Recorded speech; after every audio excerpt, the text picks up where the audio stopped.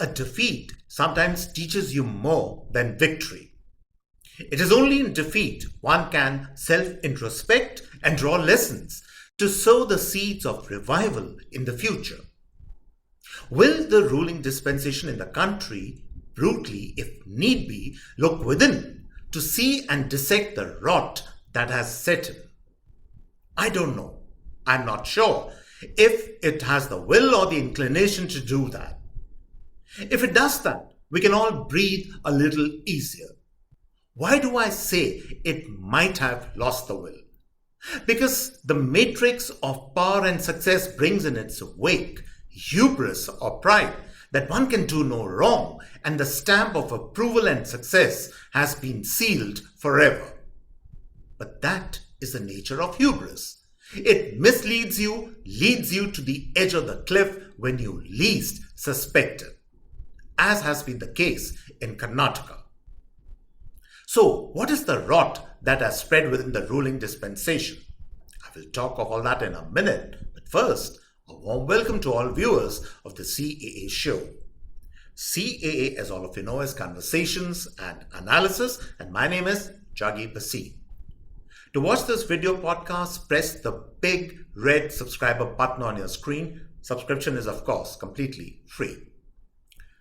I will give you my 3 big takeaways of what went wrong for the ruling dispensation in Karnataka. Straight off the bat is a number 1 issue that rankled the citizens of Karnataka. Number 1, North Indian arrogance and bluster does not work in the South.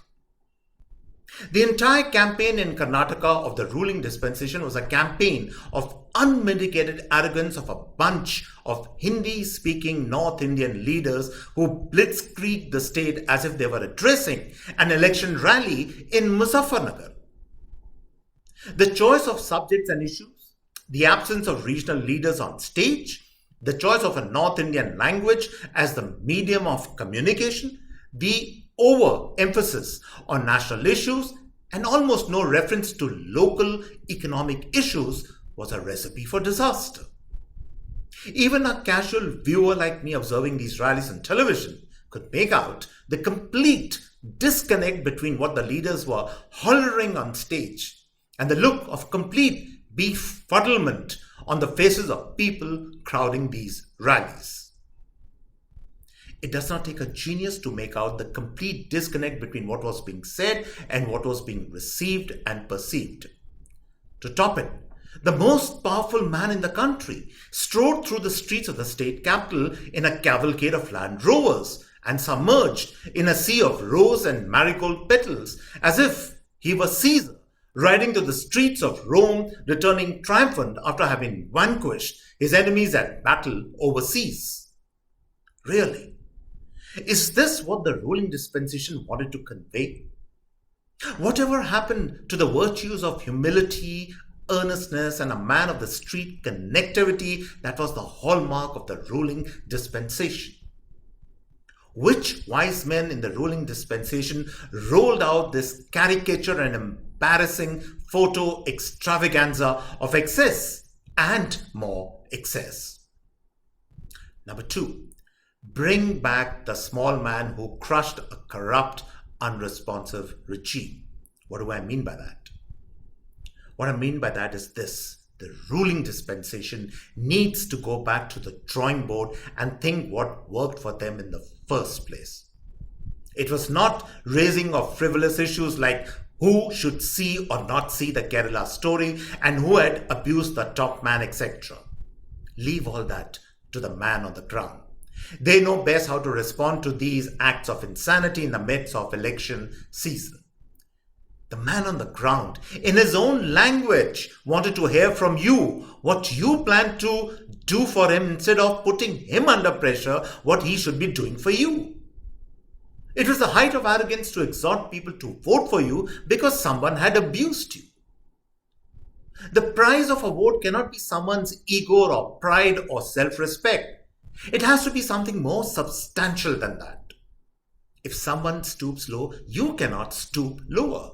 You should elevate yourself. The 2014 Development cry against a corrupt regime rang with the people as a voice of honesty and change. The small man on the street, the common man identified with it. That is your true strength, not riding in a cavalcade of Land Rovers. Bring back the small man in your scheme of things and see the miracle happening once again.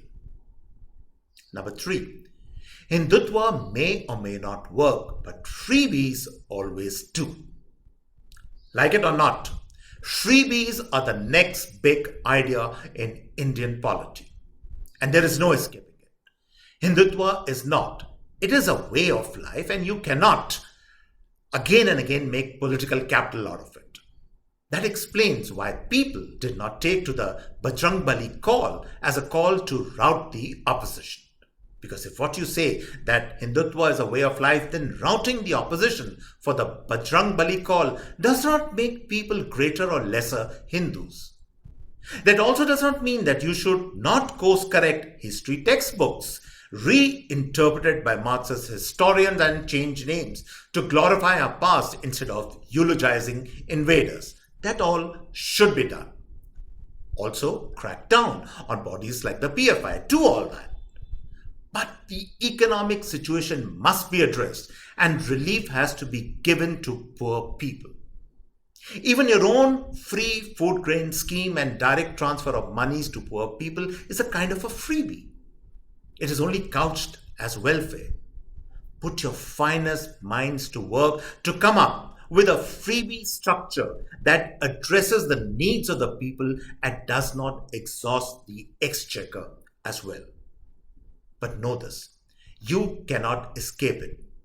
The door is still open for the ruling dispensation to make a comeback, but Karnataka was no ordinary election. It has been a watershed election in Indian polity, no questions about that. It is also a barometer what the future holds for us. And on this note, I come to the end of this episode of the CAA show. I hope you really enjoyed this particular episode. You like our show, do subscribe to us. And on this note, it's goodbye and cheers from my end.